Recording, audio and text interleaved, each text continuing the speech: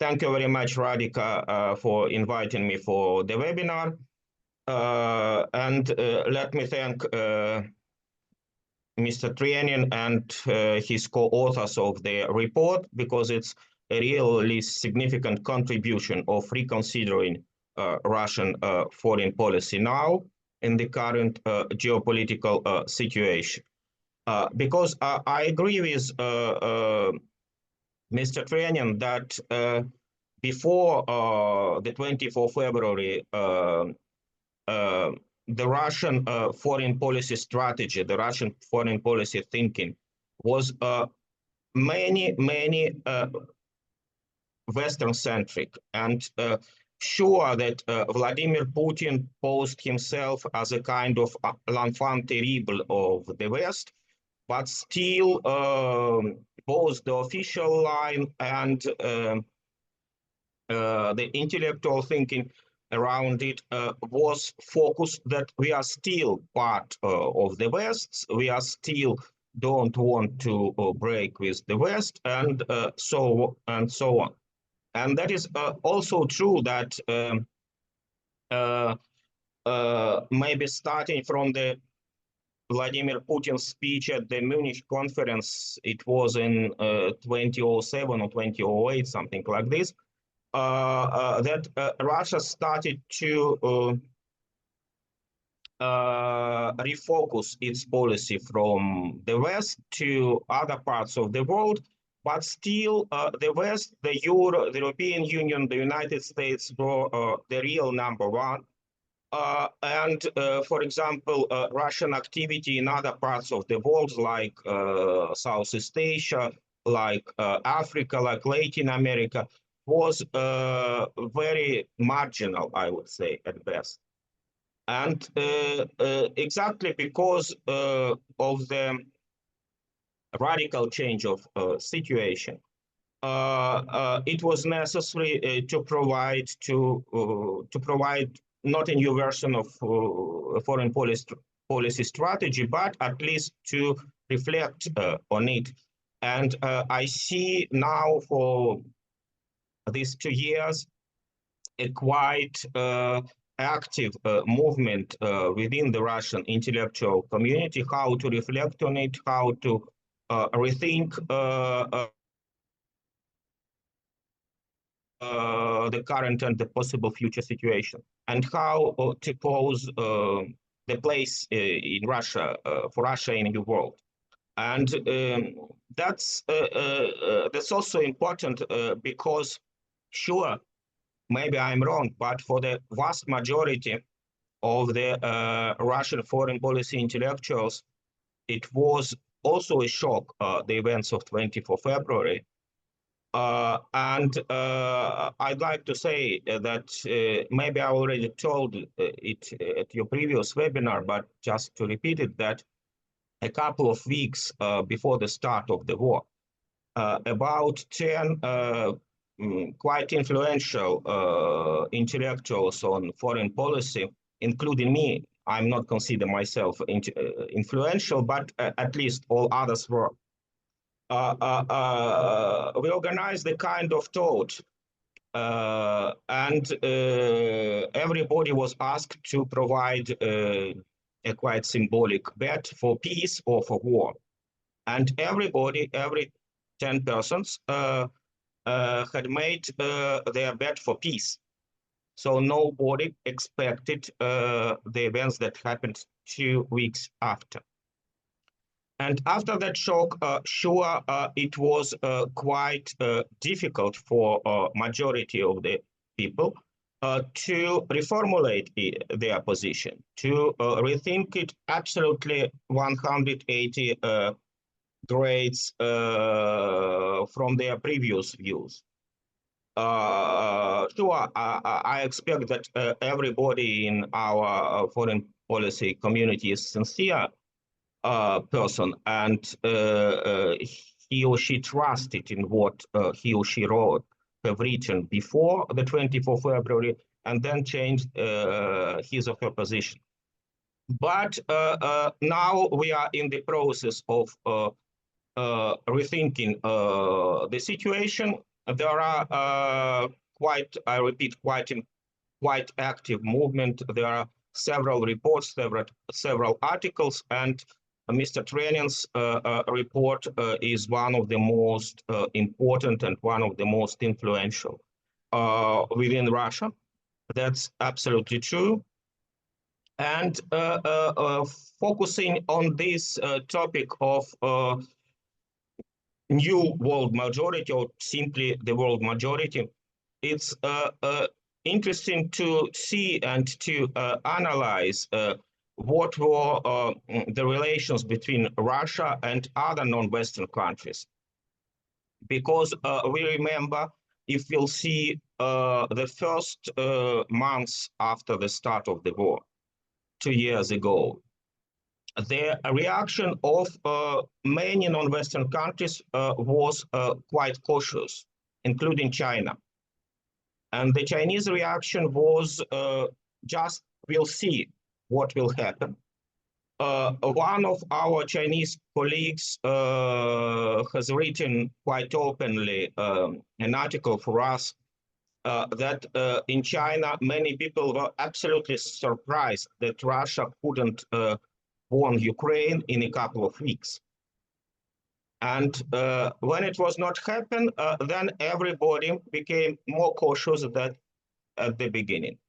But the situation has started to change after the US pressing on Taiwan. Remember the visit of Nancy Pelosi to Taiwan. And that exactly, for me, maybe I'm wrong, it has changed the Chinese position. Because Russia, just from the beginning, repeated to China, look, we are the first, but you will be the second. We are the first, but you will be the second.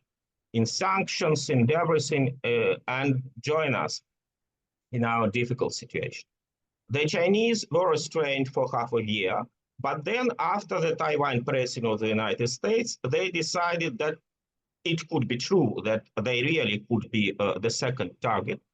And they changed step by step their position to more active support for Russia. And for me, it was just not a clever thing for the US State Department just to provoke the Chinese, because if you have two enemies, it's better to fight them separately, but not united. But that happened, and after that, everybody also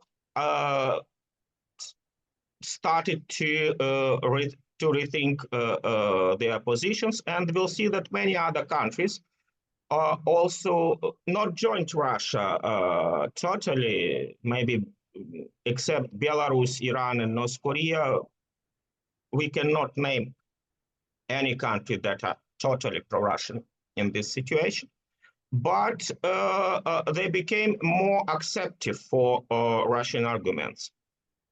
And that is exactly the BRICS case, what Elena Maslova just has mentioned, because it was quite surprising that immediately after the 24th February, there were many new applications to join the BRICS, because the BRICS as a club of the structure of 5 non-Western countries existed for already 15 years.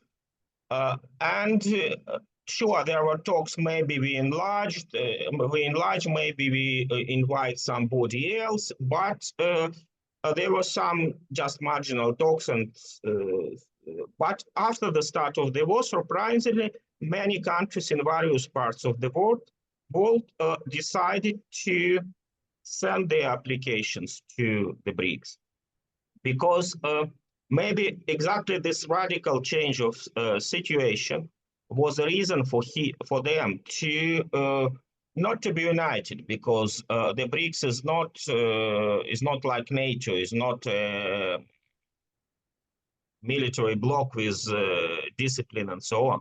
And if we see on the votes of the BRICS members, the old BRICS members and new BRICS members, for example, in the General Assembly of the United Nations, on anti-Russian resolutions or anti-Iranian resolutions, we see that there is no one vote within the BRICS, and many BRICS countries vote differently. But this reason to be united, at least symbolically, in a kind of non-Western structure became really important for those countries. And in that sense, that idea of world majority could become real, because we see the interest of those countries to join the club and to cooperate together. Another point was about values. Because just from the beginning, Russia and the West as well, both parts of that great geopolitical conflict, focused on the values cleavage, the values divide between the West and Russia. I've seen in the chart what are your values except sovereignty. It's a good question and quite a difficult question to answer, because from the beginning it was a joke, but it was only half joke, that our only real value is that we are against all your values. And this negativist approach was also, it united. Because if you came in China and say, we are against the Western values, if you come to Africa and say that we are against the Western values connected to colonialism and so on, everybody understands you. And everybody is accepted your point. But what about our positive values? The first one, and Vladimir Putin focused on it many times, is exactly on sovereignty. And we have a long way on reflecting on sovereignty in the official pro-Kremlin Russian political expertise. It was started with the notion of a sovereign democracy. That it was done, it was promoted about 20 years ago, that every country has the right for its own meaning, understanding of democracy, and the so-called Western receipts for democracy are not working in other countries. The next point is a sovereign historical memory, a sovereign understanding of history. Because we all see, at least in Russia, that Vladimir Putin has a real taste for history, and many of his speeches are focused on history for many minutes. And that sovereign meaning of history, the sovereign means in that sense that our understanding of history is not the same as it was and is in the Western manuals of history, something like this. And that was the second point. And the third point is also quite strongly growing within Russia now, within the official circles in Russia, is the focus on traditional values in social affairs, traditional values in family affairs, and so on. And this package is presented by Russia to other countries, by Russian officials to their counterparts in the non-Western countries. And it somehow works, because everybody, or almost everybody, think that could be done for them.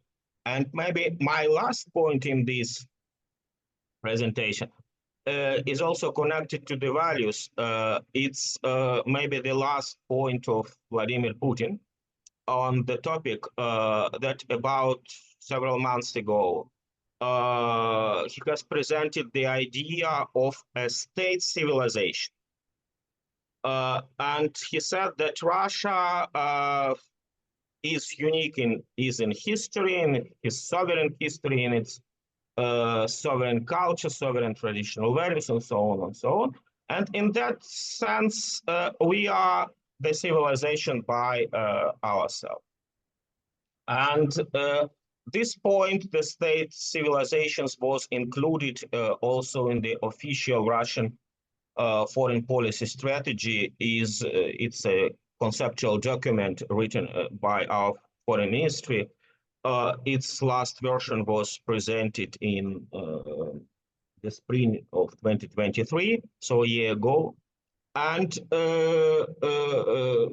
also Russia has started to propose, to promote that idea of a state civilization to other countries. And mainly there was a focus on maybe the Chinese could be interested to accept that idea, maybe India could be interested to accept that idea. But for me, maybe I'm wrong, that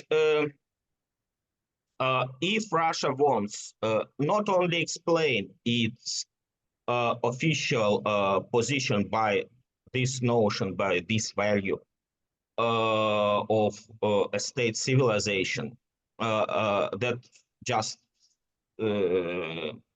showing that Russia is a unique thing in the world and could not be repeated and reproduced by any other country. But if we could promote as the idea of a state civilizations to sell it, if you want, to others, so what would be the logic for them? If it's only for bigger countries like China or India, it also could be a dividing line within already non-Western countries.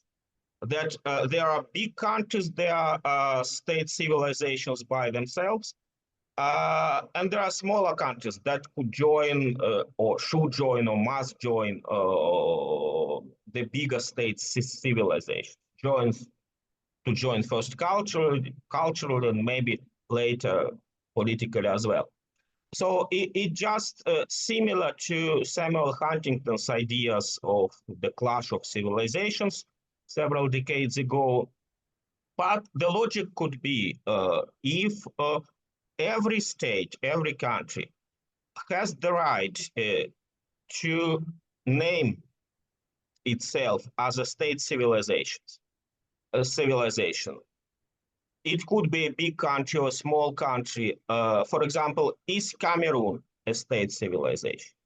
Is Bangladesh a state civilization? Is Mauritius a state civilization? If no, that is just a play for big countries. But if yes, it could be useful for them in promoting that sovereign understanding of everything, which is Russia, official Russia, is proposing now. But let's see, for the moment,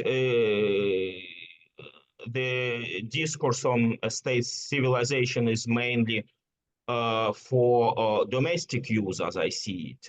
But if it could be promoted abroad, so we could also reflect on it. And sure, also we have to say another point, and my really last point is that before 24 February, Russia being l'enfant terrible of the West, but still within the West, was quite suspicious and cautious to promote its relations with so-called rock countries and so on, like North Korea, like Iran and others. And now this has changed also. We'll see that the so-called rock countries, I use this George Bush Jr. term, excuse me for this, is the only real friends in Russia in the current situation. And if we consider this notion of a state civilization, of this focus on sovereignty in everything, sovereignty means we can do whatever we want. That's for so-called a club of dictators. It's maybe already Joe Biden's term. It could work better if we can some African or Asian or Latin America, it's not important, president which is considered a dictator by the West, that to show for him that, look, this is a good theory for you, this is a good ideology for you, this is a good set of values for you, for use both domestically and internationally. If you can understand them, accept them, and disseminate them. For more democratic countries in the Western sense of the world, maybe that logic with accent of state civilization, the uniqueness of a civilization, the sovereignty, maybe could not work well.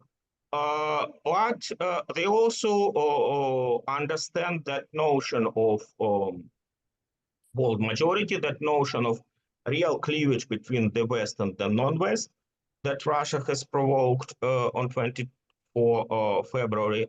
And we'll see, just, I repeat, with the idea of enlarging of the BRICS. Thank you very much. I'm Michael Hudson. I'm appearing here for the International Manifesto Group. If you like this video and ones like it, please subscribe. For more information, go to the address on the screen.